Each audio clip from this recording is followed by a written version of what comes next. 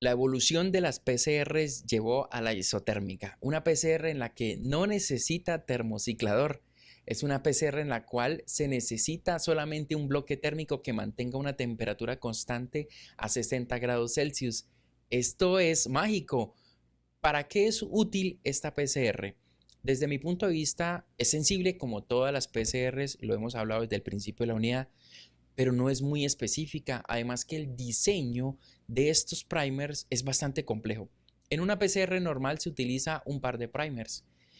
Por ejemplo, en PCR tiempo real sonda se utiliza el par de primers más la sonda.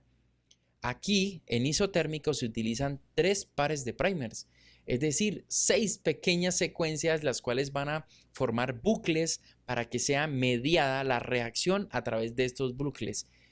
Si yo tengo canas con un par de primers, imagínense esto con 3 pares de primers. En serio, es bastante complejo.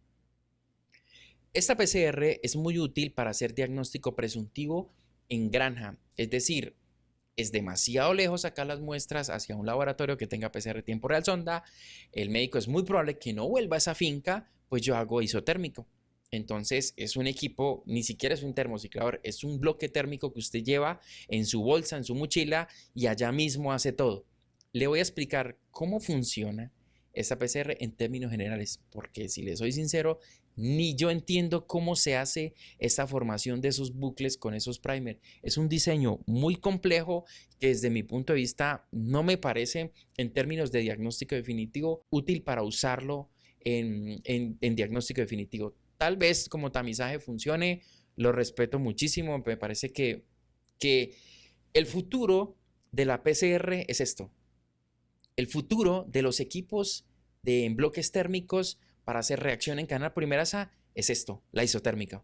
En el momento en que los científicos sean capaces de anillar solamente un par de primer y meter una sonda y hacerlo a una temperatura constante, golearon. En serio, esta tecnología es funcional si son capaces de meterle sonda. Lo que pasa es que en este momento está entrando con CyberGreen, que como ya lo vimos en la anterior lección, pues 2 lecciones antes, es bastante inespecífico. Esta tecnología utiliza calceína, en la cual hay una fluorescencia, un color verde, pero es demasiado inespecífica porque si el fragmento que se forma es de 300, igual va a haber cambio de color verde, pero mi fragmento era de 100. Ese es un grave problema porque es inespecífica. Pero en el momento en que a esta isotérmica le coloquen una sonda y un par de primers, en serio me quedé sin trabajo. Entonces, estas amplificaciones son mediadas por looms, por bucles. Se diseñan 3 pares de primers en las cuales el uno desplaza al otro y son complementarios entre ellos para la formación de este bucle.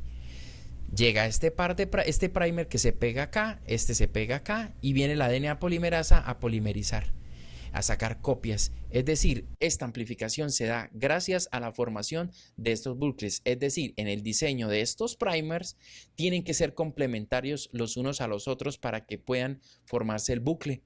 Esto es bastante complicado desde mi punto de vista. Es un método en el cual utiliza 3 pares de primers, es decir, 6 iniciadores, no requiere termociclador, aquí nos ahorramos un billete bastante largo, es un método muy rápido, es un método selectivo y es un método específico entre comillas, porque como le digo, una amplificación de 400 pares de bases y yo esperaba una de 100, yo no la puedo observar en el tubo, pero el tubo sí se va a colocar de color verde y esa absorbancia que va a ser medida por un espectro, eso me lo va a detectar y va a decir aquí hay un positivo, siendo que el paciente no es positivo. Por eso no se utiliza para diagnóstico definitivo, se utiliza como tamizaje, funciona bastante bien. Para que exista esta amplificación y para que se dé a una sola temperatura, se utiliza una enzima que se llama la helicasa. Es una enzima que incluso la vimos al principio de este curso, en la cual rompe esos puentes de hidrógeno que hay entre bases nitrogenadas y se va abriendo la cadena. Hay unas proteínas SSB, las cuales mantienen la cadena abierta sin necesidad de temperatura. Luego viene la DNA polimerasa que está optimizada a 60 grados Celsius y empieza a incorporar desoxinucleótidos y saca copias. Este es el principio de la isotermal. No se necesitan termocicladores para subirlos y abrir las cadenas a 95. No, a 60 sucede todo. Gracias a la helicasa no se necesita subir la temperatura a 95. Y esta una topoisomerasa lo que hace es desenrollar ese ADN para que pueda llegar la helicasa, rompe los puentes de hidrógeno entre bases nitrogenadas, entran los primers, empieza a anillar y a polimerizar. Bastante complejo si utilizo 3 pares de primers. Si utilizo un par de primer y una sonda, aquí vamos a tener éxito. Lo que pasa es que desde mi punto de vista, no sé, es mi impresión, tal vez porque no la he optimizado, pero esas topoisomerasas y helicasas no son tan efectivas para desenrollar y romper puentes de hidrógeno. Ese es mi punto de vista. Sin embargo, lo pueden utilizar en sus laboratorios como tamizaje, funciona bien. Como diagnóstico definitivo es necesario una PCR tiempo real sonda. Nos vemos en la siguiente lección.